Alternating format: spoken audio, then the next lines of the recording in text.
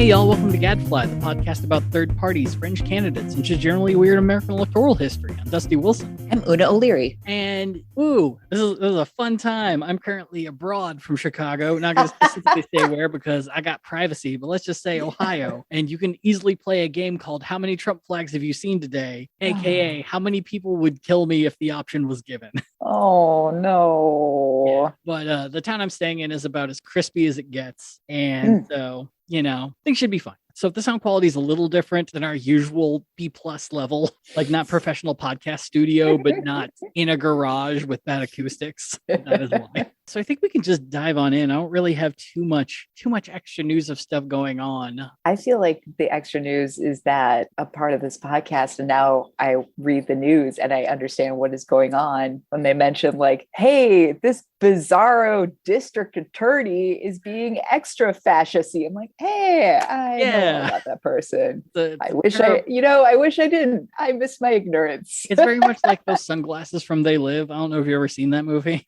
No. We'll watch it one day.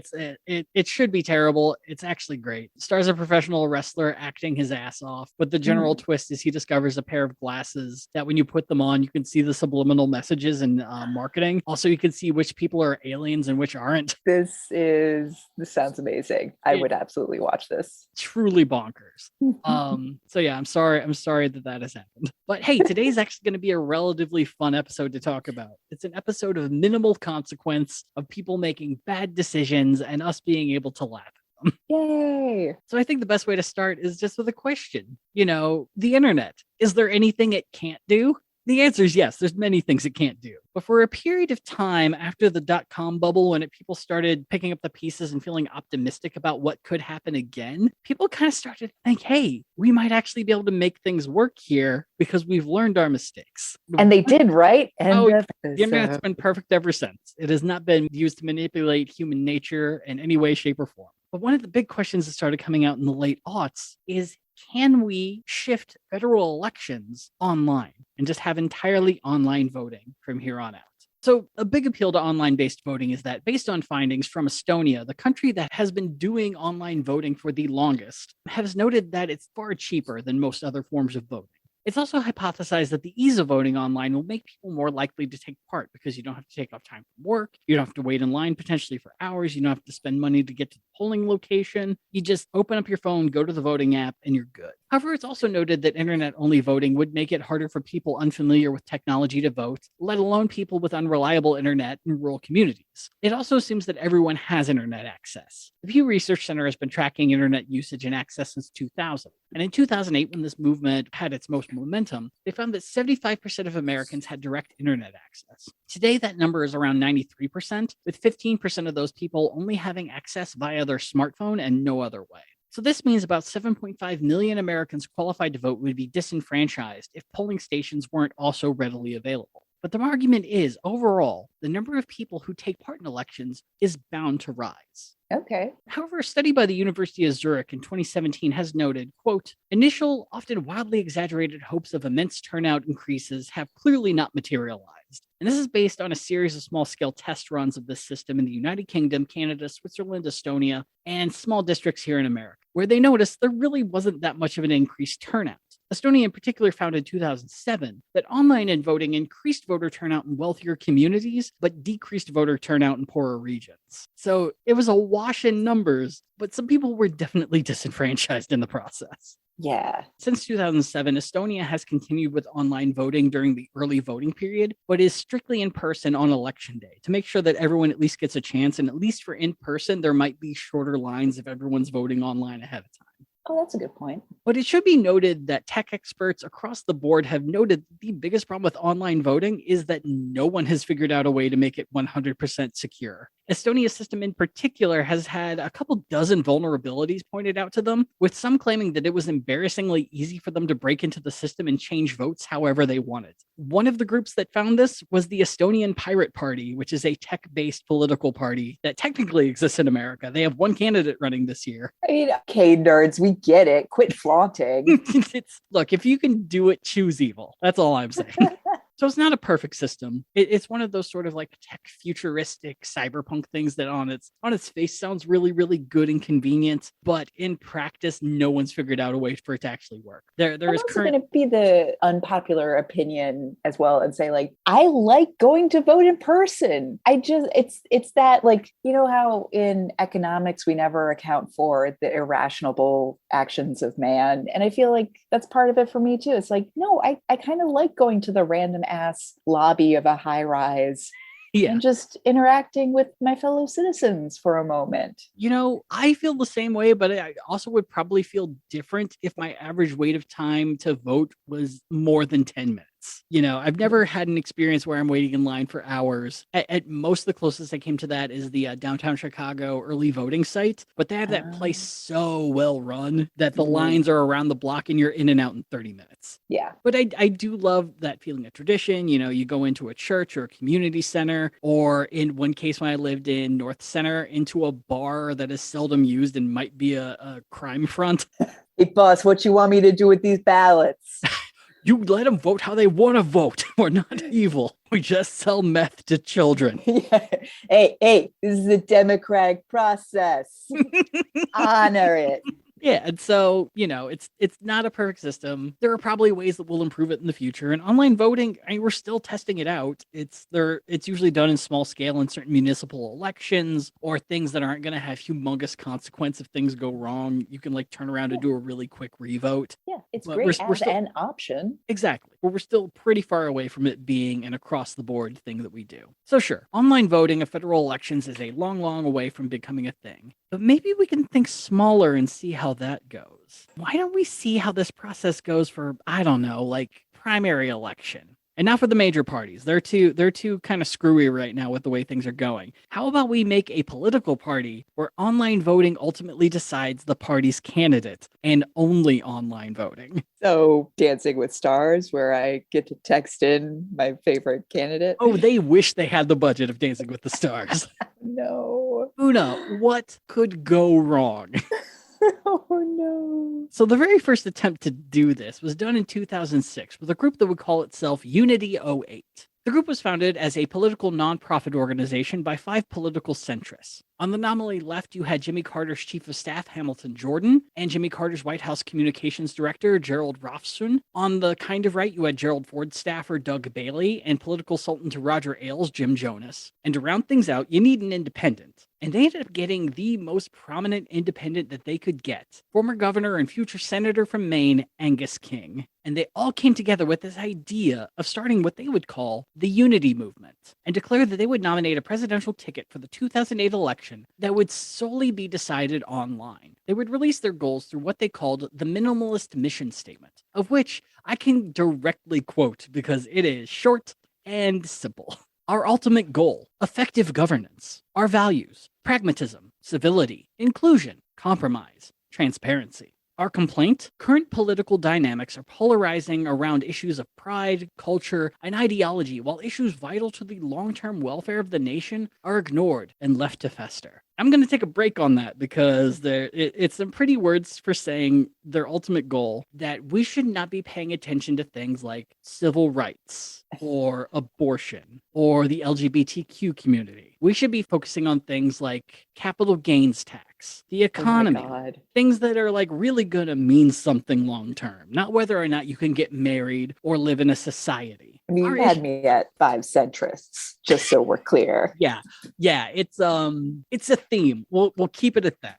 Our issues. I forgot. There's a colon meant to be like everything else before it, but it continues on as a sentence, which is really fucky. Our issues will be as unifyingly vague as possible for as long as possible. Wait, did they write that? They wrote that. That is in their founding manifesto. I don't know if it counts as a manifesto because it's really like a bunch of bullet points, maybe a paragraph or two. Yeah, no, this is like WordPress base text that you're supposed to rip out and then add your own stuff. Like they said the quiet part out loud. I'm still stuck on the vague. Yeah, this is less manifesto and more Twitter thread. It's like they're just very proud about like we're going to be as vague as possible to get as many people on board to begin with. And this is the first one that actually has like sub-steps to it. As we go, we'll work on an agenda of issues vital to the welfare of the nation. 2, candidates will propose platforms to answer said agenda. 3, we'll talk for a while. 4, then we'll vote in the Unity Convention. This honestly feels like a Kellogg MBA group capstone that got taken seriously by someone else. It's like, oh, you put our PowerPoint up online. That was just for our end of the year thesis. This is awkward. Guys, it was a second draft at best. We could do better if you give us time and you want to use it. And if you pay us, we're getting an MBA. We know how this works. 100%. Yeah. Yeah, it really does have that group project feel to it where you all have places to be. You have another class in 10 minutes, so you at least want to put something down to fill in later. And we'll talk for a while. Feels like that was on everyone's planning board at some point. Like when you describe it as like a Twitter thread at least has like some seasoning to it. This is just a C-suite. Like, we got 15 minutes. Does anyone else have anything else for the agenda? Like, at least on Twitter, like, I'd have been called a cuck or a shit lib by now. Exactly. It's like if you asked Paste to create a plan. Right. You know, if you've ever made like a steak for the first time and you completely forget to put salt on it, and then you bite into it and you're like, why does this suck? Yeah. How does everyone do this so much better? Or the second time around where you're like, okay, I have to do seasoning, but you don't remember until after you've had it cook for a little bit. Yes. Throw salt on it. Yes. I think surely this will be better. It'll be fine. It's the same thing, right? Yeah. Everyone loves burnt salt. It's the best. Yeah. So we really love Unity08 so far. But Una, there's more. Not much, but there is. Concrete goals for 2006. Una, they have a 3-year plan. You might want to take notes. So 2006, push for election reform, at least up to international fair voting standards. They had not given me details to this point, so I didn't feel the need to look this up. 2, begin construction of an online caucusing system that is open, fair, and transparent. And 3, grow the movement. That's all they're doing in 2006. I mean, these are pretty words. That's it. Yeah. And you know, Stacey Abrams was just like, we're going to get people voting. Right. This is just, international standards, an excuse to fly to Davos. Right. Yeah. It's, you know, people have been trying to do election reforms for fucking decades. And these 4 centrists and a former governor think they're going to do it in a year. They don't even get the problem. Like, constructing an online caucusing system is something that would take a full year, full time, especially because I don't think any of these guys know Python, or I don't know what was around in 2006, Basic, C++, Flash. I don't know. Oh, RIP Flash. Yeah, they're going to go to Newgrounds and make a caucusing system. So yeah, so that's, you know, I could maybe give them that for 2006, because maybe they're starting halfway through the year. They want to make sure they're not overburdening themselves. So concrete goals for 2007. Start to work to get the Unity Convention's elected presidential ticket on the ballot in every state. That's it. And look, it's a hard process, but if you're also not, I don't know, hiring people to do that work, you're not going to get a lot of folks. Yeah, that's just bad MBA management, man. Step 1 is think up some fancy ideas. Step 2 is get the intern involved. But Una, synergize. Yeah, digitalize it. Was the Gravity Falls turn? Imaginize it. Oh, no, exactly. Well, and the thing is too, this is the point that will definitely come up later, where you can hire volunteers to do this work. I hate to keep bringing them up, but the Movement for a People's Party were able to get a lot of people in the second wave to do this work because they believed in the cause, and then were disillusioned when they found out that the leadership didn't believe in the cause and everything got shuttered. Point being is you have to have an ideology that people are fervently behind, and bland centrism doesn't exactly get people jazzed. No, there's no seasoning. There's no hot take. You don't see a lot of riots at a centrist protest. No, if you do, it's me, and I'm rioting out of boredom. The riot started when some strange woman started throwing everything from a Cold Stone Creamery into the audience. You are aggravating my unchecked ADHD. I know I took a test and they told me I don't have it, but now I'm angry and I'm bored. And she keeps tipping the staff to dance while she's doing this? They don't have to dance. I'm just tipping them because workers' rights. Yeah. Una, I think they pulled this all together for their concrete goals for 2008, the year that they are going to run a presidential ticket. 1, hold an online convention for 20 million people. pre-Zoom. Skype is just starting to get its shit together. Oh my God, you're right. Like we're still using Real Player, the saddest of the sad. No, MySpace was still around, just so we're clear with what we're dealing with. Yeah, this is a really good point. Like, I don't know if they're planning on having it be televised with people viewing it, or if it's just going to be like 20 million people independently voting on an Angel Fire site. Who knows? I mean, I will say this was my peak BitTorrent days. Oh my God. Yeah. That was fantastic. But yeah, I'm not BitTorrenting an election. Exactly. No, I feel like BitTorrent would do a better job. But yeah, actually, I take it back. Pirates Bay, 2022. So in 2006, they're making an online caucusing system with the goal of it being able to maintain 20 million people, assumedly, to be able to stand the bandwidth of 20 million people at the same goddamn time. In 2008, internets. In 2008. And I know you're thinking, wait, but I use Teams every day in the present. No, this is the time when modems were still screaming whenever they got us onto the internet. I mean, not everyone was using that, but Wi-Fi was still very exciting. Yeah. Oh my God. Yeah. I mean, having a computer that could download a song in 20 seconds was mind blowing, especially when on Napster just years prior might take the whole night to get Smash Mouth onto your sad computer. And even then it's not Smash Mouth. It was like, it said Smash Mouth Walking on the Sun, but it was actually Flagpole Sitta by Harvey Danger. And then you're like, I already own this because it's a rad song and you have to find another one. We had it rough. Millennials had a tough time. And then campus catches wind. You're just on LimeWire constantly and you get busted, not for like the good 50 Cent song, but for some like B-side 50 Cent song that you weren't even aware you were downloading. Yeah, because you just go into a hole of just like all of it. We'll see what finishes. Funny side story. I'm trying to remember which one I was using because I used to it was like Napster, then LimeWire, then Audio Galaxy, and then Pink.cd, which was like the king of them all. Fucking great site. But I believe it was during the LimeWire days. LimeWire Kazaa. I was downloading all the music and, adult entertainments, which is never full of viruses or Trojans or things that will destroy your computer. And one day my computer is just chugging as if it is running on steam power. It's just not going great. So it sounds like it has emphysema. I think I gave it syphilis. I don't know. But like I called the campus tech support. It's like, hey, this thing is not doing well. And their first question was, are you downloading stuff on it? No. No, like, yeah, you are. Just delete everything. Delete the whole thing and start from scratch. So yeah, these were the old days when you couldn't trust the internet. And we're going to run a convention on it for 20 million people. Yep. The entire US voting population. Yeah. And yeah, it's a little self-serving telling these stories, but I think it really helps people know what we were dealing with and how important. Ludicrous this is. It is history.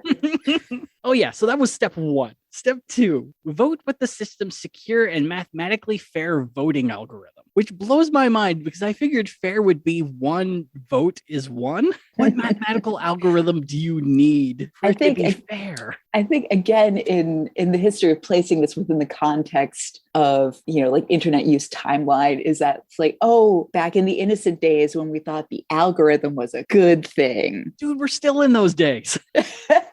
But yeah, my best guess is they're like, well, everyone who has internet access is probably in New York City or Chicago or Los Angeles. So if you have a good internet connection in Cheyenne, Wyoming, we're going to weight your vote so it's not all heavily in these leftist cities so that we can maintain a centrist candidate or a centrist voting bloc. So really, we're having an awkward parable tale of how the Electoral College is a sham. Yeah. Hey, what if the Electoral College, but somehow worse? What if the Electoral College, but online?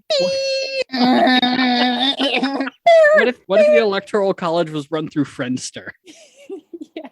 And so then number 3, every Unity voter should give a base monetary donation to the winner of the ticket. They didn't say how much, but they're like, everyone should. And you should be required to do that, which I don't know if that's legal in any way. What? Yeah. I mean, How about you pay me? I appreciate the use of the word should instead of has to or is required to. What? How about we knock off with this whole sense of one vote, one person, and just admit that, like, okay, Time Warner, AT&T, Xfinity, who's going to pay us the most? We got you. We are going to count your user votes. Well, and the thing is, they wanted people to do this so they could keep dark money out of the entire campaign. So it could be entirely crowdfunded. You know, like Kickstarter, but bad. It's literally every future internet thing, but done really badly. I love it. So I want to add my faith in what they were doing is not that high, because using the Wayback Machine, you can see the Unity08 website in how it used to be. And it is angel fire. It is just text, white background, no pictures. There might have been a MIDI file at one point, but I didn't have my volume on. But it is the sort of thing that I would have made in my youth as a free website. Oh my God, yes. And somehow these chuckle fucks are like, we're running a serious campaign. Please give us money. We're serious. We're online. Donate. We are going to be using this very technology to host 20 million people, and it's going to be fine. Just come on over to the chat room. This chat room's goofy ass places. So one of the things that Unity08 was doing that was fairly revolutionary was actually using the internet beyond just a gimmick for their primary. They made their own profiles on Facebook, MySpace, and YouTube back when it was really weird and not used often. Yeah. They made events on meetup.com, and they even spread the word via traditional media like the NewsHour with Jim Lehrer and the O'Reilly Factor. But took the risk of also making an appearance on the Colbert Report back when that show felt revolutionary. I mean, it was great. Yeah. That's what I was downloading all the time.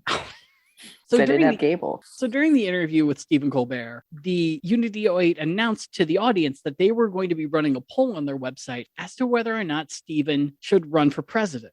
And, you know, the Colbert bump was a big joke at the time that if Stephen brought something up, or like there was an online poll for something like naming a bridge. Or sometimes he always referred to it like jokingly, like, yeah usually with books or something. Mm-hmm. I mean, it's the reason that we have Ben and Jerry's Americone Dream still, but we don't have Willie Nelson's peach cobbler ice cream, which was so fucking good. They were both great, but god damn it, what could have been? Justice. Like, they'd be putting CBD in it now. God damn it. Really anyway, would. so they announced that they're having this poll, and as the Colbert Army does, they hugged the website to death. Just too many people went at the same time. The server gave up. And it was 5 million people? And the website was down. But it's cool. We're going to host 20 million people in 2008.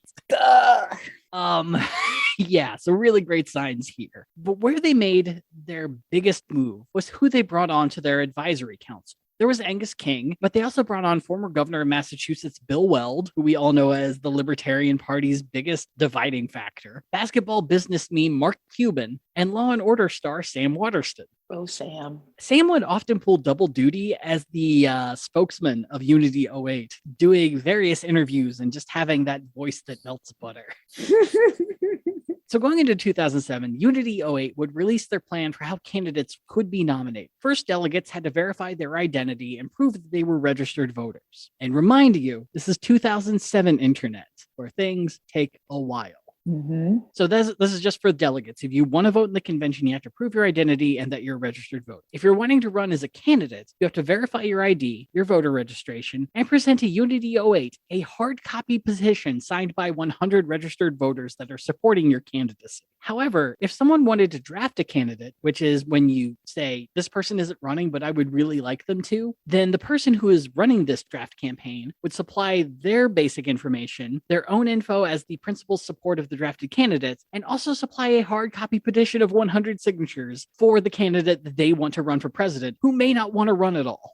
Oh, this is chaos. Either way, these prospective candidates would become official candidates once they were able to gain 2,500 supporters in 10 different states on the Unity08 website. On top of this, candidates would also have to submit a new set of petitions that included 500 signatures from 5 different states. Once they clear these hurdles, the candidate or principal supporter must answer a series of policy questions for the Unity08 candidate profile. Only then would someone become an official candidate for the party ticket. So really easy internet shit. Yeah. Are you scanning and uploading those signatures? Look, oh no, you have to send a hard copy. You have to go to the mail. Oh, then this is bullshit. Yeah, you have to go to your printer and print off like anywhere from 10 to 20 petitions. No. Oh, so we are just stiffing it to the millennial candidates, aren't we? Oh, 100%. Look, I remember how hard it was to make things a PDF back then. Like there was a paywall to do that shit, or I was just dumb. And, it's... You had to pay for Adobe. No one was going to do that. Like, if you're going to be an internet candidate, fucking do online submissions. It should be that simple. But no, these people are just like, we need the hard copies of this shit that isn't even federally required. We just need it for our own fucking process. Ooh. But wait, that's not all. Now you have to get nominated. So if you're a qualified candidate, that means you are up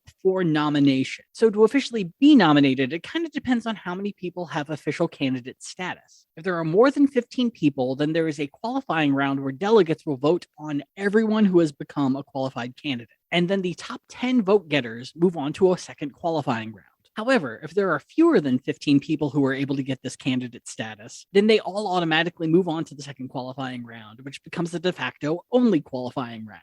And in this round, everyone votes, and the top 5 candidates move on to the virtual convention. But first, candidates have to provide a written statement that they accept their candidacy to ensure that drafted candidates aren't forced into running for president against their will. Yeah, check to make sure there isn't a gun to their back. Exactly. Like, I seriously doubt Jon Stewart would be very keen on finding out that he's suddenly running for president. But everyone nominated him. It's like you have no choice. You have to quit your show. We're gonna... You can do both. It's fine. Run for president or walk the plank, motherfucker. So now we have the 5 people. They've all agreed that they're running for president. Prior to the virtual convention, the candidates get to pick their vice president all on their own, but they have to fit within some specific parameters. For one, the vice president has to be from a different political party than the candidate running for president.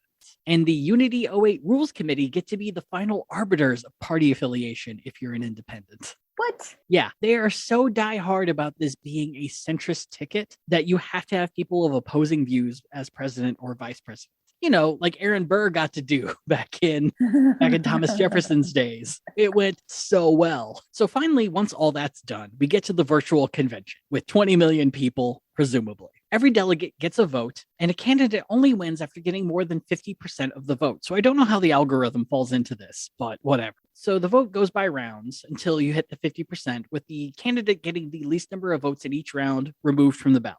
And in a fun twist, candidates can also change their vice presidential nominee after each round. I mean, sure. Why not? Just why not? Why this? I feel like I'm listening to someone recite the rules to the game life. Like it's just like there's a light arbitrariness to all of it. It's like rules that you never had growing up, but are written in the box all this time. Yeah, it's fine. All right. I mean, it's 2008, so it really feels a lot like the Immunity Idol that, I don't know. But especially if the Rules Committee is the final arbiter of who you can pick, like that's going to extend time quite a bit if you're just constantly going through names and they're denying them the whole time. Which is fine because the video for this whole shebang is buffering like a motherfucker. My vice presidential nominee is buffering, so...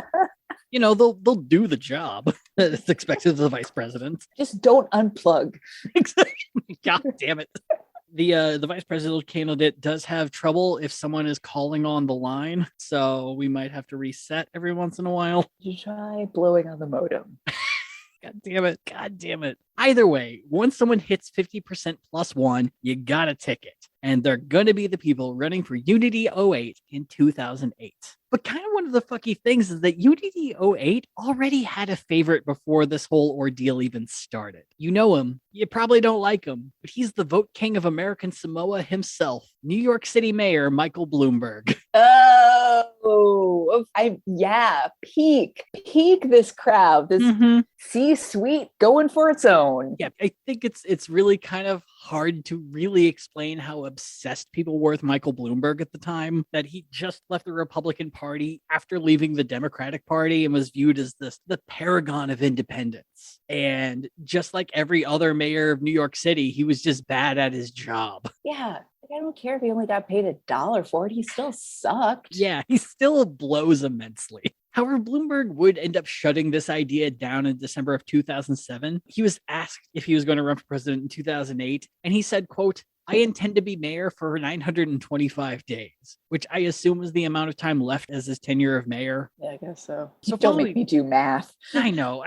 You're already telling me I can't buy large sodas, Mike. You either go full rent or you shut the hell up. So following this, the only high-profile person to come forward as potentially interested in Unity08 was Democrat and former senator from Georgia, Sam Nunn. By this point, Nunn had been out of politics for about a decade, but his name had popped up a lot as a potential vice presidential nominee for John Kerry in 2004. And this seems mostly due to his more conservative leanings on social issues, which including banning LGBTQ people from the military, allowing teachers and principals to lead prayers in school, and passing a balanced budget amendment in the Constitution. Now, it should be said that by 2008, he had softened his views on gays in the military, and he took a very hippie turn throughout most of his career as a very anti-war politician. He was one of the few people to vote against authorizing the Gulf War in 1990. He made a very long career trying to get nuclear disarmament to be a thing. And in 1994, he was part of a 3-person coalition to try to get Haiti's dictator to step down, and ended up succeeding about, I believe, a day before the US military invaded. Word. Yeah. So, I mean, he has some, the sort of thing that would be like, yeah, you're a centrist.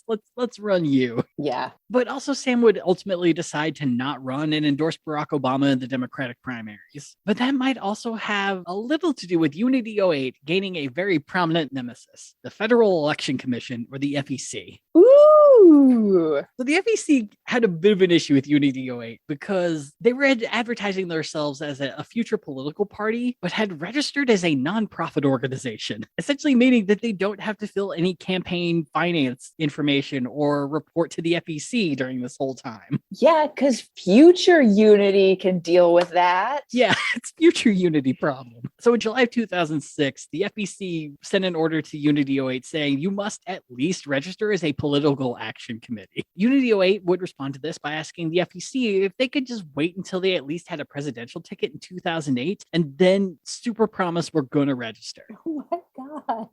And 3 months later, the FEC took this compromise under consideration and says, no, you're clearly planning to run for public office. Change your fucking status. To which Unity08 replied by suing the FEC. No. What are you doing poking the bear? The thing is, by then, online. The thing is, by then, though, things were already falling apart. The Unity08 website had never looked better than Angel Fire. They hadn't been able to gain the momentum that they had really hoped. And in July of 2008, Doug Bailey and Gerald Rothschild would leave the group to specifically focus on trying, once again, to make Michael Bloomberg run for president, whether it was with Unity08 or not. And not long after, Unity08 announced they were suspending their activities, citing fundraising issues and having to take the FEC to court as the main reasons they couldn't go forward. Please donate. And funny enough, Unity08 would actually end up beating the FEC in court in 2010, but by then it didn't fucking matter. No. And I think a good segue would be a quote from Daily Kos blogger Chris Bowers, who said of Unity08, their supporters are rich, center-right, nonpartisan donors who trash progressives and never criticize conservatives in power. Which is a pretty good description of one such person who worked for them, Peter Ackerman. Now, Ackerman had served on Unity08's Founders Council and wasn't willing to let this idea of an online political party die. So Peter Ackerman was born in 1946 in New York City. There isn't much about his childhood that I could find, so we can skip ahead to his time in college. He'd get his bachelor's degree in political science from Colgate University, and then move on to Tufts University, where he would get his PhD in international relations. And it is here that Peter would discover one of his two life passions, nonviolent resistance movements. His thesis would focus on the subject, and following graduation in 1976, he would continue his research and work as an activist, sort of as a second career. In 1983, he would help fund the newly created Albert Einstein Institution, a group with the goal of, quote, the reduction of political violence through the use of nonviolent action. The group has since curated policy and research on the topic, which they have then taught to nonviolent groups throughout the world. And unlike so many other think tanks that we've previously discussed, the Albert Einstein Institution seems to be about as legit as it gets. Okay. And while working with the AEI, Ackerman would become a bit of a celebrity in the nonviolence world. He'd travel the world representing the institution, as well as teaching nonviolent groups the things that he had learned. The most prominent that he had taught were the students in China in the wake of the Tiananmen Square massacre. By 1990, he'd moved to London and served as a visiting scholar with the International Institute for Strategic Studies. As of 2017, the IISS was rated the 10th best think tank in the entire world. However, it has also been accused of deceptive accounting accounting and lack of transparency with their funding. And this includes an expose by The Guardian that found that they had accepted a $25 million donation from the Bahraini royal family, which included an implicit deal to never speak ill of the royal family in policy statements or findings. It was also found that about half of the IISS's budget is brought by the Bahraini royal family. Awkward. Not great. So while at the IISS, Peter would co-write a book called Strategic Nonviolent Conflict, which would go to become a go-to text for nonviolent groups and experts on the subject. In 1999, documentarian Steve York would film A Force More Powerful, A Century of Nonviolent Conflict, which would feature Peter as the principal content advisor. They'd partner again in 2002 with Bringing Down a Dictator, about the nonviolent toppling of Serbian dictator Slobodan Milosevic, and it would go on to win a Peabody Award. And finally, Peter would end up founding his own think tank on nonviolence, the International Center on Nonviolent Conflict, in 2002. His group would essentially end up doing the exact same thing as the Albert Einstein Institute, which is really weird because he also stopped founding the Albert Einstein Institute in 2004. Which is also really fucky because the AEI was founded by his mentor in college. This sudden lack of funds forced the AEI to temporarily house itself in his mentor's home in Boston and operated there for a number of years before regaining its footing. Woof. Yeah. And if that kind of gives you a bit of a wonder of like, who is Peter Ackerman? I think his day job might explain it a bit better. So I'm sure you're wondering, how does a kid from New York City with a poli-sci degree and a doctorate in not medicine have the kind of money to massively support nonviolence organizations? It's not exactly the sort of thing that has what we would call reliable bank. And the answer is no, that's where he wasn't getting his money. He was getting it from his day job. At night, he's an advocate for peace and democratic change. And by day, he's making that coin by any means fucking necessary. Oh, jeez. In between getting his bachelor's degree and doctorate, Peter would be hired by Drexel Burnham Lambert, a multinational investment bank that, at its peak, would be the 5th largest bank of its kind in America. However, when Peter was hired, the company was very much on the ropes. It was near bankruptcy, and so through a series of mergers, they were able to keep things afloat for its golden age in the 80s. Peter would eventually be promoted to Director of International Capital Markets in 1978. And while Peter was a pretty big player in the company, he paled in comparison with his co-worker, Michael Milken. Michael's mostly known in the industry as the junk bond king. Now, I think I understand the grift he was playing here, and so I hope this makes sense. So what he would do is he would convince a company with a low credit rating to issue a bond. So if you have a low credit rating and you're running a company, you can't get people to give you credit to keep things afloat for the time being. Yeah, it's risky. Exactly. So you create this bond to raise money that investors can buy. Investors know that your credit rating is not that high, so you have to pay a higher interest rate on that bond to buy it back from the person who owns it. So the idea is you could end up making a lot more money if you buy what were known as junk bonds, but at the risk of the company completely defaulting on that payment and you losing everything.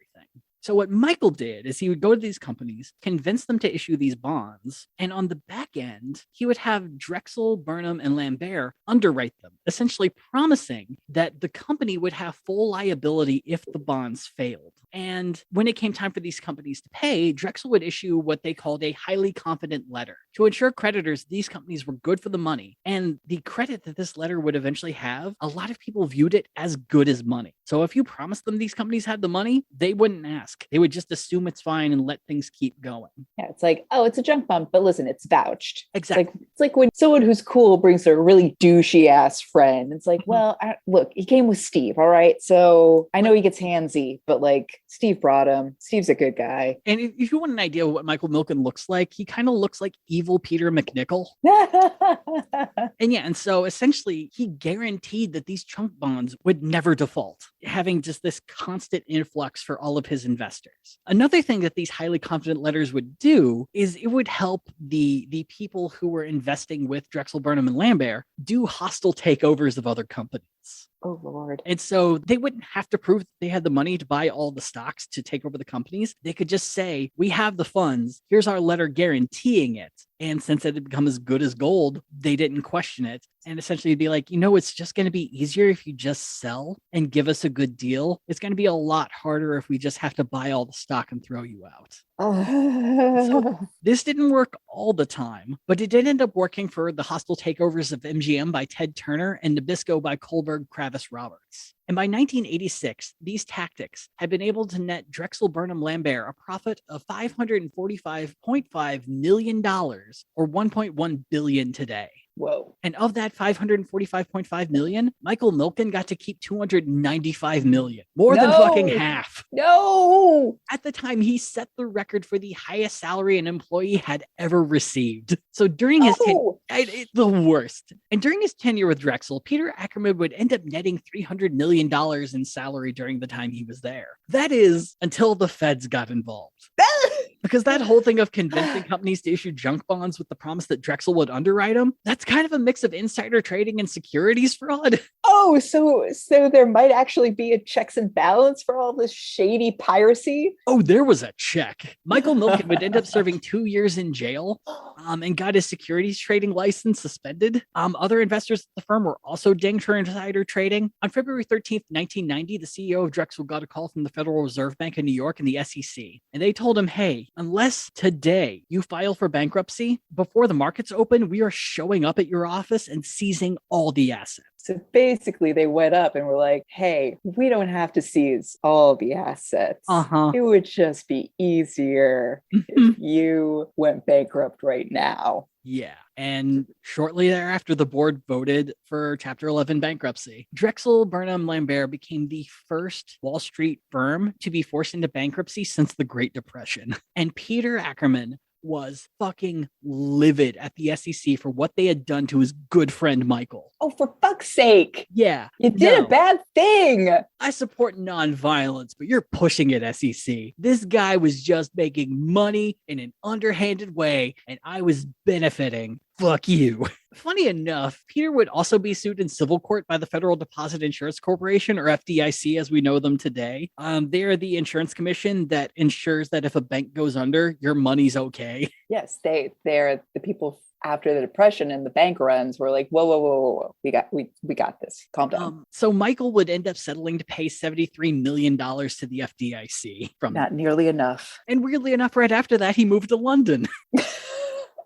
Tories know how to take care of me. Like, now I'm going to talk about nonviolence to clear my goddamn name. Fuck this. I'm not going down like Michael. I'm not spending 2 years in a lavish federal prison. I'm taking up yoga. I'm drinking tea. You know, funny thing about Michael Milken is he has been advocating for a pardon from every president that has existed since then. In 2020, he got it from President Trump. Ooh. He still has to reapply for his securities license, though. So...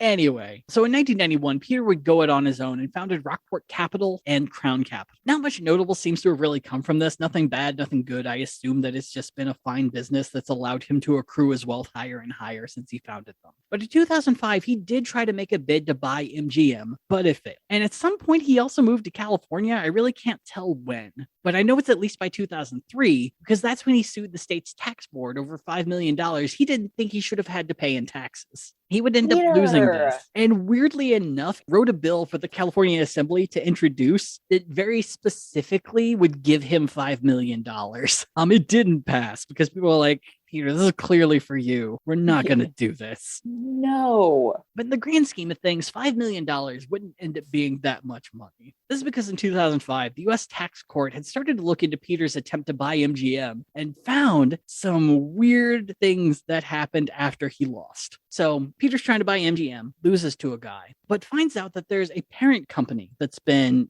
sort of running MGM. Sure. It's called the Santa Monica Holdings Corporation. It had no assets whatsoever, but what it did have was some really sweet tax breaks. Now, according to law professor Darrell K. Jones, who thankfully summarized 322 pages of decision that came from this court case into 5 pages of just snippy joy, the thing that made this parent company so appealing is that it was holding the financial losses that MGM was set to incur. And since they were having these huge financial losses, that gives you a huge amount of tax breaks to the total of $1.6 million. So Peter and his partner Perry Lair worked out a deal on the sale that snuck the $1.6 billion in deductions to themselves. Wait, they didn't own MGM, but they managed They owned the parent company. They bought the parent company. Oh my God. Because it's like, but they don't need the movies. They're just looking for the tax write-offs anyway. Yeah, movies weren't even included. It was just this. And so they would end up paying $10 million for $1.6 billion in tax deductions. And the seller was so desperate to get rid of MGM at the time because they were in dark, dark straits that they didn't even really look into the deal they were signing. They were just happy to get something out of it. And so by 2005, Peter had hidden away $1.7 billion into this tax shelter, of which he now owed $150 million in back taxes. Daryl K. Jones would respond to the court's findings and Peter's actions as, quote, incredible stupidity of some allegedly smart people. Yeah, can we highlight the allegedly smartness of this? Like, we're dealing with very, very mediocre men who have been led to believe they exist in a meritocracy and they're at the top. So, of course, the people at Unity08 saw all this happen and thought, hell yeah, this guy should be on our advisory board. This guy's slick. So a year after Unity08 failed, the U.S. tax court would come back around to tell Peter they actually found another $2.6 million that he owed, and now it'd be like $152 million you have to pay us. He would finally settle with the IRS in 2011 for an undisclosed sum, so less than $152 million guaranteed. Ooh, so we have his shirt. So we have a guy who loves nonviolent action, getting cash however the fuck he can, and dodging every tax that is possible. So honestly, who better to try and carry on the tradition of a centrist online third party? I mean, if nothing else, for the tax write-offs. God damn it. God damn it. Yeah, I mean, I imagine when you add nonviolent protest movements with severe tax crimes, I'm sure that equals out to zero. So he is not unique in this, but I think it's worth pointing out that his whole non-violent shtick and history and PhD and everything acts socially like the Santa Monica holdings before a person. Like, he can dump all of his shadiness in there. And people are like, he is such a philanthropist and it's like doing amazing work. He's just so brave. Dude, when I was first researching this guy, I was so psyched to be talking about a good person. It makes I remember that. It makes me so mad that Wikipedia puts the controversy segment so low on so many pages. For shame, Wikipedia. So on April 6th, 2010, Peter would call a press conference in Washington, D.C., where he would announce the spiritual successor to Unity08, and he called it Americans Elect. Any notes?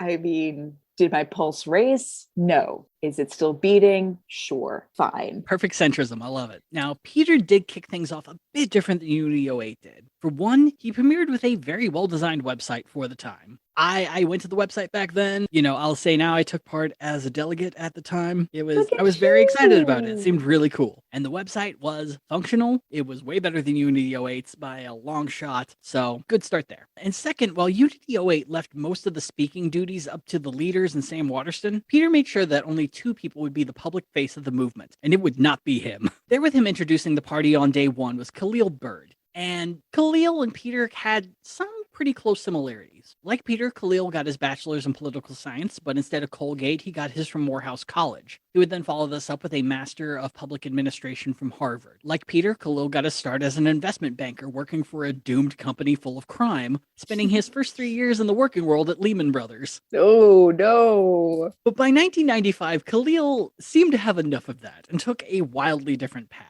Instead becoming a producer for NPR in Washington, D.C. and Boston, while also doing a little bit of freelance producing work for the BBC when he had the time. Fun. He'd do this for about a decade before he dove into politics for the first time in 2005. He left NPR to be the spokesman and communications director for Deval Patrick during his 2006 run for governor of Massachusetts. It's weird thinking back now how big of a star Deval Patrick had for quite a bit of time. Weird to remember he ran for president in 2020 with everyone else. Oh, I don't remember him, but I believe it. Yeah, but there were a lot of rumors of him running in 2016. A lot of people viewed him as the successor to Barack Obama. So Khalil's spokesman and communication director for this campaign, but he ends up leaving before any of the primaries or general elections happen, which Patrick wins very easily. Khalil ends up taking a job as an international affairs fellow at the Council on Foreign Relations, which was really an upward move for him. The CFR is a think tank that was founded during World War I to strategize and advise President Woodrow Wilson on how to rebuild in a post-war world.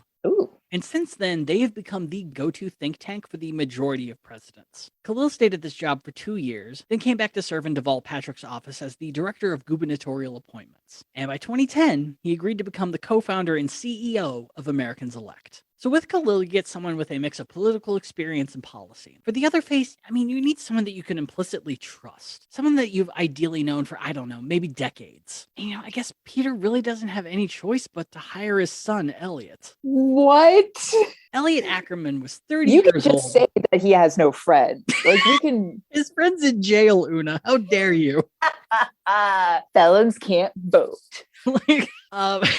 And yeah, so Elliot was 30 years old when his dad made him the COO of Americans Elect. Prior to this appointment, he didn't really have much of a resume that would scream, yeah, you're gonna do great, kid. This is a good fit for you. In 2003, Elliot would graduate from Tufts University just like his dad, and he would get a bachelor's degree and master's in international affairs. He then immediately joined the Marines after graduation and put together a genuinely impressive career. He would serve in Iraq and Afghanistan and earned the Silver Star, the Purple Heart, and the Bronze Star of Valor. And that's a really good resume if you're, I don't know, running for Congress or joining a nonprofit. But it's kind of a huge step to go from military career to help run a brand new political party as a chief officer. The first couple of years would mostly be spent building infrastructure within the party, which Ackerman and Byrd did by emulating a company sort of structure. As I said, Byrd was the CEO, Elliot was the COO, and the chief officer staff would be rounded out by Wendy Drake as the CLO, Joshua Levine as the CTO, and Sarah Malm as the CCO. Those middle numbers standing for leadership, technology, and communications. Something you really don't see in any other political party, but here we are. Yeah, full C-suite. Let's do this. These hires range from, yeah, that's a really good choice, to wait, why this person? So starting with the good, Sarah Malm has a long career in the political field, working for the National Democratic Institute and USAID. She's worked internationally in Thailand, South Africa, Indonesia. She has had a long career pushing for democracy internationally. So as your communications officer, that was a lot of what her focus was on, was communications and pushing forward initiatives and things like that. So all in all, really good hire for them to make. In the middle, there's Joshua Levine. He'd previously been the chief tech officer at E-Trade, and he had a long tech career, including managing director jobs at Deutsche Bank and Morgan Stanley. But notably, though, none of this tech experience was really outside the business world. But assuming a lot of people are using the tool, he at least had the experience dealing with a user base as behemoth as E-Trade. So, if you want a guy to build a thing, he's probably the dude. It's better than nothing. Yeah, it's like he's gonna make you something that a lot of people can use, but it's kind of a question mark if it's gonna have all the intricacies of a primary and nominating convention. And then there's Wendy Drake. And look, I'm sure Wendy is a solid worker, really good at her job, but her primary experience was as the vice president and then president and current CEO of the Webster Group, which is a highly regarded firm that curates events. So like your business wants an event, Webster Group will do it very well. Ooh. It's like conventions, events, to-dos, things like that. It's a prestigious position, just not the sort of experience one would probably need when creating a brand new political party. And this is something that feels like a huge hitch in Ackerman's plans. While folks like Khalil Byrd and Sarah Malm had the experience and political background, the majority of the people that were brought on didn't. For example, Americans Elect would list 111 people as official advisors during their process. Of those, the majority had primary experience in the financial sector. Investment bankers, venture capitalists, people like that. Altogether, only 9 people who weren't already on the board with Americans Elect had any experience that could be considered strictly governmental, with another 10 who came from think tanks. But even then, it's, they could do policy, but they're not going to have that defined workings of political experience. But look, I understand you got to make room for the real power players in that 111. People like David Albertson, the owner of Albertson's grocery stores, Charles Kahn, who was the CEO of Ticketmaster. And it's not a party unless you bring Michael Eisner, the man who nearly killed Disney. No, that dude is everywhere. Why? Yeah, if you're going into business and you see that Michael Eisner's on the board, fucking run, man. People have already made terrible decisions if they've let him in the room. The writing's on the wall in that weird Disney script. Also in the 111 were 2 people from an art collective. Okay, now we're talking. I don't know what they advised them on though, because it's just like, I think it's just rich kids who are artists. Yes. And fuck RISD freaks. And fuck it. Why not bring in Mark Burnett? Just in case, I don't know, we want to make this a whole reality TV show. Ooh. But like Unity08, you gotta have at least one politician to give you that cred. And for Americans elect, their Angus King would be Christine Todd Whitman, who had been the governor of New Jersey from 1994 to 2001. She'd end up resigning from that seat to take a job as the head of the EPA during the Bush administration, where she did not seem to have a very good time. Following her job at the EPA, she would speak out against the polarizing nature of the Bush administration and become an advocate for the GOP to move closer to the center, declaring the need for radical centrism, which, you know, is really about as perfect for an online central party. She's out there. It's a great name. So by July of 2011, the infrastructure was ready to begin signing up delegates on the website and to kick off the nominating process. The sign-up period would last until February the 1st, 2012. And during this time, 360,000 people had created their delegate profiles and were raring to endorse their candidates of choice. Which is where things get fun. Because, Una, we have 2 categories of candidates to choose from, and they have slightly different rules. We have people who have declared and people who are drafted. Oh, no. So declared candidates were people who were officially running to be nominated by Americans elect and had filed their intentions to run for president with the Federal Elections Commission. Candidates who were drafted, like we said before with Unity08, were people that, you know, were public figures and might not really want to run for president, but fuck it, vote for them, say you support them. And huge shock, the drafted section of the website became the destination of choice for many delegates. Hell yeah. I should also note that you didn't have to just pick one person. You could click that you support as many people as you wanted across the site. This is crazy. That's a bad strategy. Looking back at the top 90 drafted candidates, it reads a whole lot like a who's who of early 2010s political celebrity. Stephen Colbert and Jon Stewart would finish in the top 11. Lefties Ralph Nader, Dennis Kucinich, Bernie Sanders, and Jill Stein were in the top 25. And hard-right ideologues Newt Gingrich, Ron Paul, and Rand Paul were there as well. There was even a huge amount of support for centrist hero Michael Bloomberg, who had finished in 5th overall of the drafted candidates. And I hate to say it, Donald Trump was there, finishing 38th, 1 place above Neil deGrasse Tyson, and 2 above Noam Chomsky. Noam, I get, but Neil deGrasse Tyson deserves better. No, he had the Colbert bump.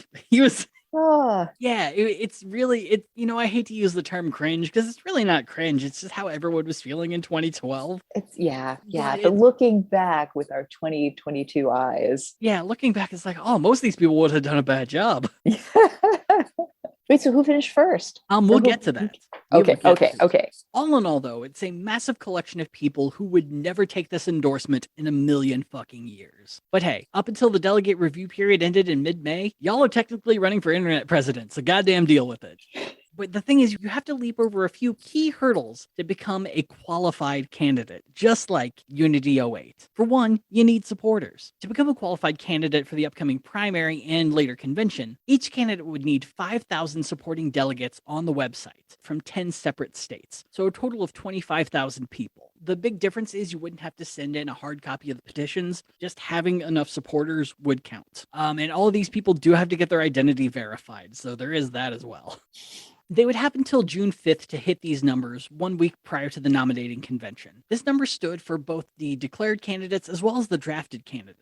The one change, though, is that drafted candidates would have to declare that they accepted their drafting as a candidate by June 5th. If they didn't, then they are not running and all that support gets thrown out. Also, their spot would be taken by someone who was a declared candidate or someone, by some miracle, who was drafted and accepted running for the Americans elect, if that makes sense. I mean, I guess, again, I just feel it's like, It's really frustrating just because both for Unity08 and for Americans elect, the drafted section feels like it's nothing more than to get people there. Like nothing's going to come of it. You're wasting your time by going there. The only people that you know for a fact who are going to take it are people who have declared and want it. Yeah. So it's kind of, I don't know, nihilistic, I guess. I don't know. So I don't know. It feels like the term, I guess. And then it doesn't go far enough because it's like, okay, so this is just a internet celebrity popularity contest. Yeah. So just let me treat this like American Idol. Mm-hmm. Give me a number to text and then leave me on a cliffhanger for a commercial break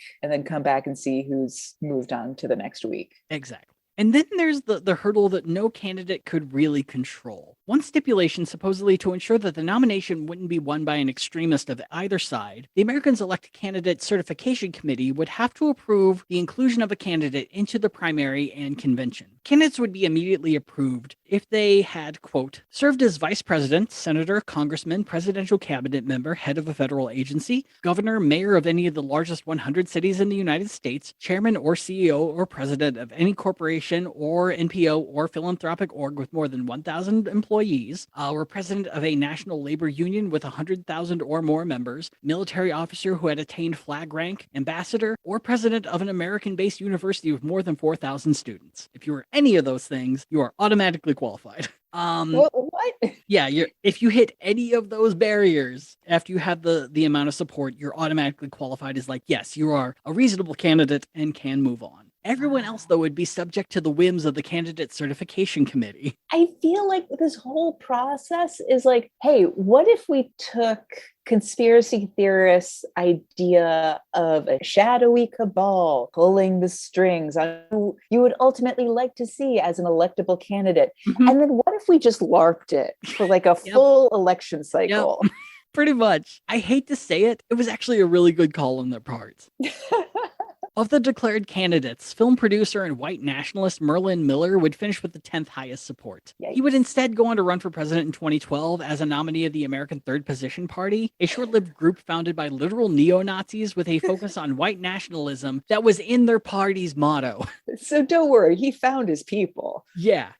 He was in the top 10 for a bit. So it feels kind of justified that they're just like, we're not going to let Merlin run. That's fair. Yeah, so this is really more like what I appreciate, which is when there's a talk back and the person hosting the panel has read the questions in advance rather than just letting anyone throw their hand up in the auditorium. Yeah. Ask a 2-part, mostly comment question. And how are you going to find a political opposite to Merlin Miller that he will run with?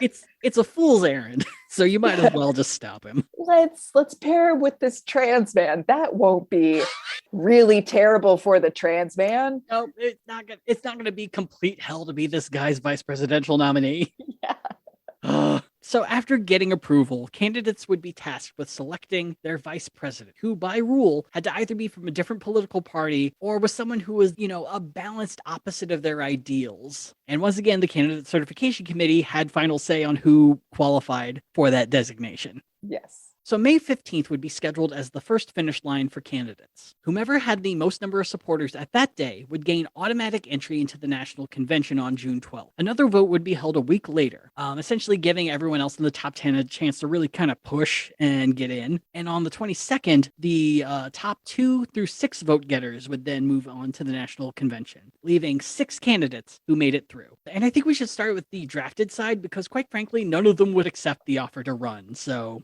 let's just get this over with. The 3 candidates who finished in the top 6 from the drafted side include Vermont Senator Bernie Sanders, former Utah Governor John Huntsman, and Congressman Ron Paul. I'm honestly delighted / surprised that they are all actual politicians.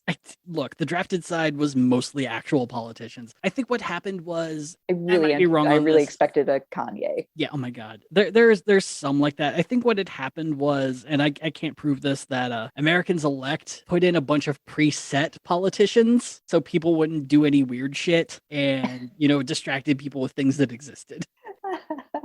So I think I stated this in a previous episode. Bernie Sanders was considering primarying Obama in 2012, but ultimately decided against it. So he's not going to take this endorsement. John Huntsman had run that year in the GOP primary as the sensible pragmatist of everyone who was running. I remember him as being the only guy I liked in the GOP primary. Is he the one who, when he talked, he had kind of lobster hands? I don't think so. I don't remember enough. No, I'm of thinking him of John. I'm thinking of a totally different generic centrist Republican. But John would suspend his campaign in January of 2012 and had no interest in running any further. As for Ron Paul, at the time he was still running as a Republican in the primary, and he didn't drop out until the National Convention. So he's not going to leave the GOP primary to run for these fucking assholes. So all three are disqualified. So we have to now look at the top 6 spots of the declared candidates. And we're going to go from who got the fewest of the 6 to the most. Starting with Michael Ballantyne of Pennsylvania. I know you've heard of him. You love him. So Mike was a businessman of a trading company that seemed to export solely, he focused solely on vanilla exporting and production. They were perfect centrist. He's a vanilla man. Vanilla is a complex flavor that we've ruined through definition.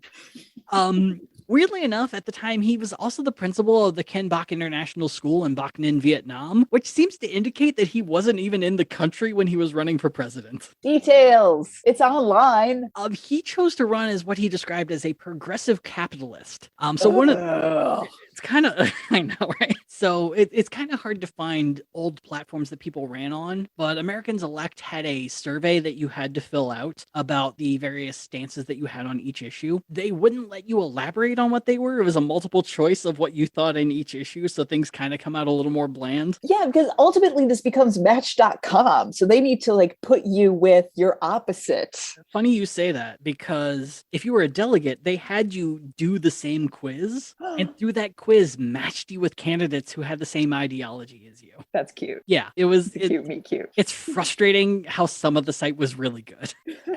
Yeah, and so based off this questionnaire that he filled out, he's in favor of tax increases, investing in renewable energy, entirely socialized health insurance, total amnesty for most undocumented immigrants, placing school priorities at the local level, and supporting same-sex marriage. All right. He likes making money and he's got a hacky sack. Great. Yeah. Progressive and capitalism. He might leave Vietnam if it means being president. Sure. But until then, the coffee's great. After that, we have TJ O'Hara of California, who was a business consultant with a long career of being a CEO for what appeared to be supply companies. Okay.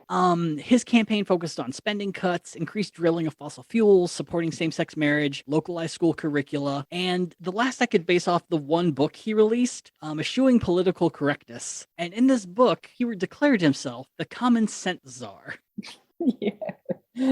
Yeah, make yourself a czar. Let's do that. Let me overthrow you. After this, we have the first candidate to have a Wikipedia page. Ooh. Lawrence Kolikoff of Massachusetts was a professor of economics at Boston University, and he has an extensively long biography. It's really hard to summarize all of it, but his main economic focus seems to be generational wealth and encouraging people to account for the financial security of your descendants.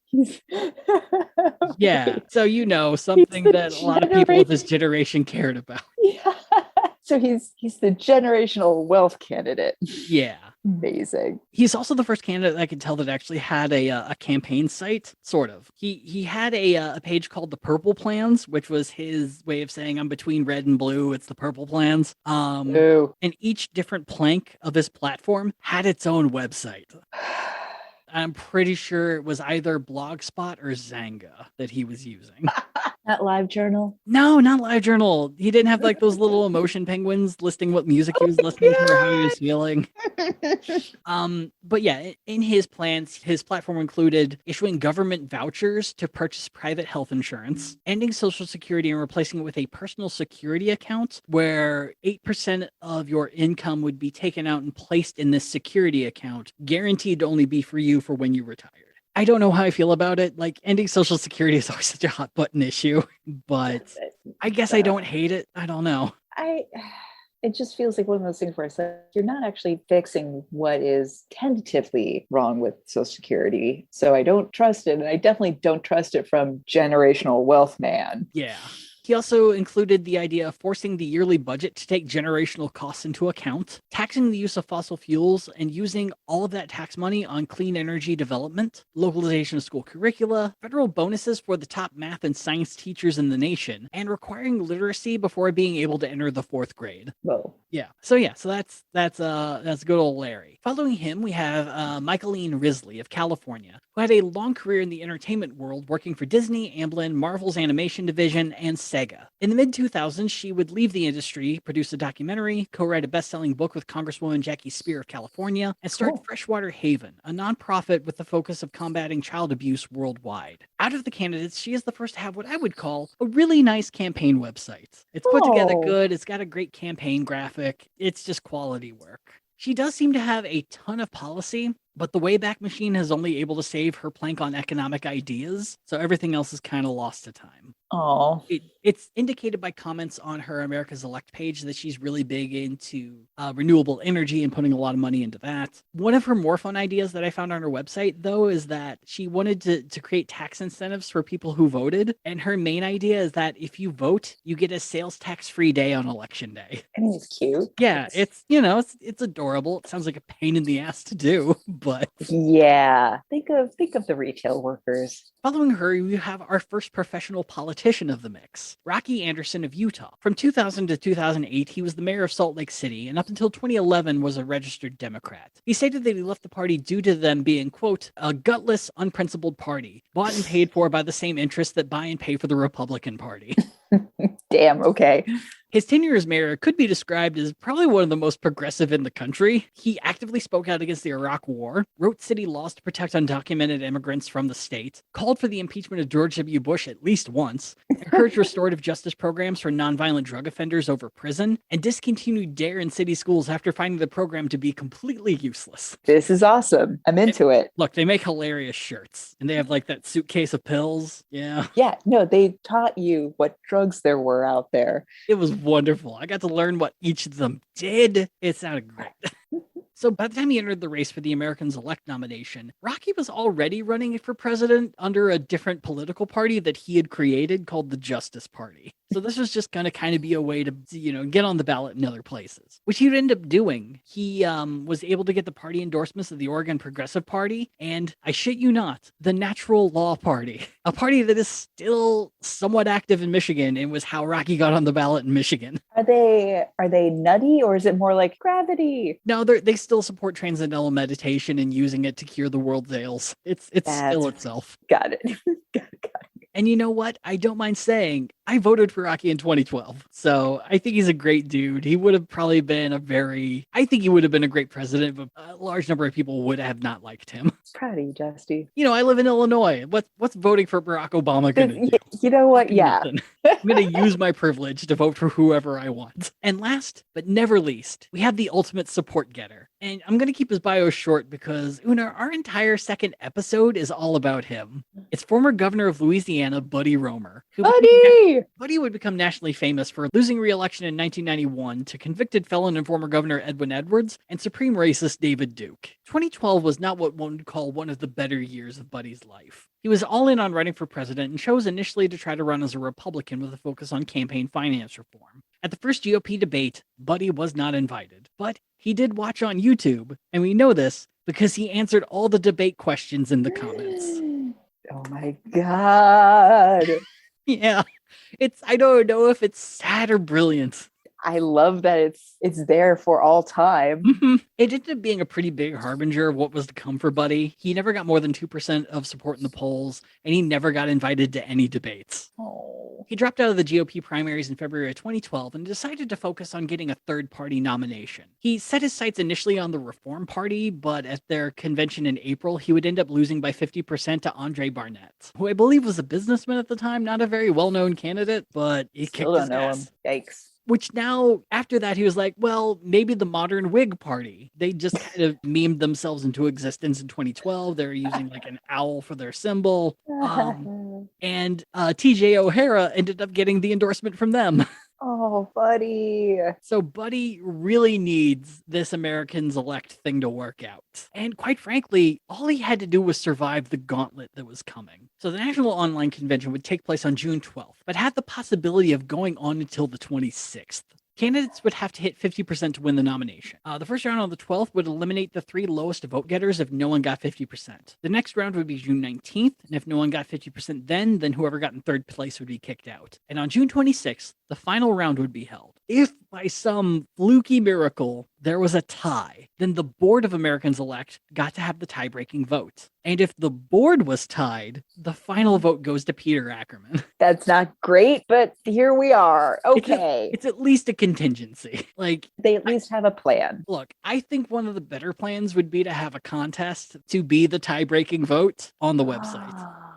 When we make this into a board game, oh my God, that's what we're going to do. Yes. And then in any of those scenarios, the candidate would be announced, and finally we have a ticket. At least that's what would have happened. On May 1st, Americans-elect began what would become a series of postponements of the first round of qualifications. By May 17th, they would announce that they were ending the nomination process and that no one would be their nominee. It may seem like kind of an out-of-the-blue call, but you remember that supporter stipulation in the bylaws that every candidate has to have at least 5,000 supporters in 10 states and a minimum of 25,000 delegates? Turns out no one even came close. Now, Ron Paul ended up getting the highest number of everyone on the declared and drafted side. And I think, as everyone knows from the time, Ron Paul had an internet brigade that was very good at helping him win polls and contests and things like that. And even they were only able to get him 9,498 supporters. Wow. If you added up the total number of supporters who had thrown their name into just the declared candidates, you still only got 17,225 people. And the sad note of that all, of the declared candidates, only 30 had bothered to file with the FEC. Oh boy. Of the qualifying candidates, Buddy led with 6,293. Mike Ballantyne, who would have qualified with the least number of votes, got 425. And early on, they may have gotten hundreds of thousands of delegate profiles to sign on, but by the time it really mattered, they'd only be able to get 50,000 people to bother to stick around long enough to click a name that they supported. And it may even be less, because like I said, you could pick as many people as you wanted. Right. People are double dipping all over the place. So it is a very low success rate of sign on to actual people who got to vote. Now, Buddy Roemer would end up stating after this that he was very unhappy with how long it took to verify delegates, which may have made it impossible for anyone to ever get those numbers. Goodness. Michaeline Risley would try really, really hard to get them to overturn their decision as well, but by then they'd already decided we're done and we're not going to do this. And to make things somehow sadder, the Americans-elect team had succeeded in getting on the ballot in 29 states. 29. It's not 50, but it's still more than zero. It is so much better than most political parties do, let alone political parties in their first fucking year. I believe 29 states would have outperformed the Constitution Party in 2020. But since they chose not to bend their own rules, I don't know, run a former governor and legit candidate, they just abandoned all the hard work, never to touch it again. Now, weirdly enough, there were some members of Americans-elect that refused to go down that easy. In Arizona, a small sect had also worked to get on the ballot to run a couple of congressional races and decided, fuck you, we're going to keep the name, and ran anyway. In 2014, they would up the number of candidates to 5 and even got an Americans-elect candidate on the ballot for lieutenant governor in California. This, however, though, would be the end. The remaining funds that Americans-elect had raised would end up going to run ads in support of Angus King for his Senate run in Maine. In total, $35 million had been raised, mostly from Peter's rich friends. The thing, though, is most of that money didn't get to be kept because they had they'd done some weird filing things too, like Unity08 had done. They initially signed on as an NPO and then switched to like a social services organization or something like that. My God, can these people just not crime for like 5 minutes? But by this point, since Unity08 had won their case against the FEC, they weren't required to actually apply as a political action committee or a political party. So there was no transparency as to where this money went. And of that $35 million that had been given to Peter by his friends, any new donations that came in were being given back to his friends to pay off those loans. Oh my God. Garrett Quinn of Boston.com really sums up the whole thing the best. Quote, "These guys, like so many compassless folks in politics, seriously misread the American electorate in recent third-party history. Third parties do not work without a guiding ideology, being left, right, libertarian, statist, whatever. These guys stood for something 1,000 times worse than the bitter hyper-partisanship they whined about. A wish-washy, just do something attitude towards governance rooted in the pipe dreams of radical centrists." Following the Angus King campaign, Peter Ackerman would leave politics entirely and lived a very low profile. He passed this last year in Washington, D.C. Oh. Khalil Bird has gone on to found a pair of companies, Invest America and a student loan repayment interruption insurance company called Sure. Jesus. He's even kept the dream of online voting alive and is currently serving as a board member with the startup company Votes, which is spelled VOATZ. That's because, you know, it's cool. And you can vote with your phone. They're still testing it out after trying it in 2018. I hate it. As for Elliot Ackerman, dude has gone on to have one of the most impressive careers of anyone involved in all of this. And this is mainly because he actually got to find the career he wanted to do. Aww. After Americans Elect was done, he served a year as a White House fellow in the Obama administration, but in 2014 made the shift into journalism and creative writing. Now, his journalism has been pretty impressive. He's been featured in The New Yorker, The Daily Beast, The Atlantic, Time, and Esquire, but it's his writing where he's become just an absolute star. As for his writing, dude has become a best-selling novelist. His first 3 books were named among the Books of the Year by Amazon, hailed by the New York Times and Washington Post as notable novels for the year, and his newest novel, a predictive text about the next World War set in 2034, became a New York Times bestseller. He seems to have decided to do what he loves full time without being a crook about it. Fingers crossed. Look, you learn from the mistakes of the past generation. And I think that's the lesson from all of this. Because if, say, you like what Unity08 was trying to do, maybe don't copy everything they did, but only improve it by giving it a better website and trying to run it like a business. And maybe bite the bullet and change your rules and run a legit fucking candidate in 29 states. So yeah, that's the story of Unity08 and Americans Elect, the 2 attempts to have a radical centrist online voting primary. Oh my God. Well, I guess if it's going to be an online primary, it should be radical centrism than just like a wild west of hate and fear mongering. I have my issues with radical centrism, but I don't disagree. There are, especially now, if you tried to do this nowadays, you would absolutely get the most full-throated lunatic that you possibly could from either side. You would absolutely have to say, this has to be a centrist ticket. And it's the only way this isn't going to devolve into just chaos and anarchy. Yeah, we're trying desperately to not turn this into just a Facebook comment section. 100%. Like, at least with Americans Elect, it was 80% politicians, and the other people who got thrown in are like at least people who are respected in their field and are known as thinkers and, things like that. But nowadays, you would absolutely get, Lord knows I love watching his videos, but Markiplier would be pretty high up there. Like him and PewDiePie would be running on a fucking ticket. Yeah, right. If anything, you would have all of these YouTube content stars, and it would be a nightmare. Yeah, like a TikTok influencer is your vice presidential nominee. Right, because everyone on the inside is just like, well, these people already have 1 million followers, so... Yeah, like the scruples to be able to hold that in, I do not think would be held for a future party like this, and it really sucks that's the one predictive thing they got right in all of this. And it's just because their favorite LaCroix is plain. Like, better than coconut. Look, I will drink a coconut before I drink plain. I'm a monster that way. And you really are. Oh my God. Look, you put some rum in that coconut, you drink it all up. It becomes moderately standable if you have a few. And there's booze involved. Why don't I just drink suntan lotion while I'm at it? Look, you could. I mean, that's a good centrist platform. Drink suntan lotion. It's probably not toxic. It's mostly water. It went through the FDA. Yeah. We all know they have very strict guidelines. And yeah, on that note, I think, I would like to see this happen again, if anything, just because I really love chaos and numbers, and just seeing what the populace does unabated is truly interesting to me. To be an actual board game. I feel like it has all the right components for an old school board game. Like it's just pedantic enough and just chaotic enough. Oh man, I pulled the card that automatically disqualifies me. I hope you guys have fun as I watch from the corner.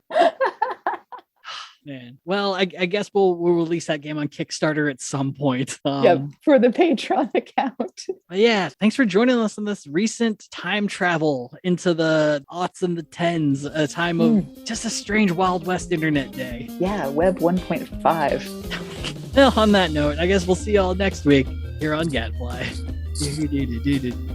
Boring candidates. Please give us money.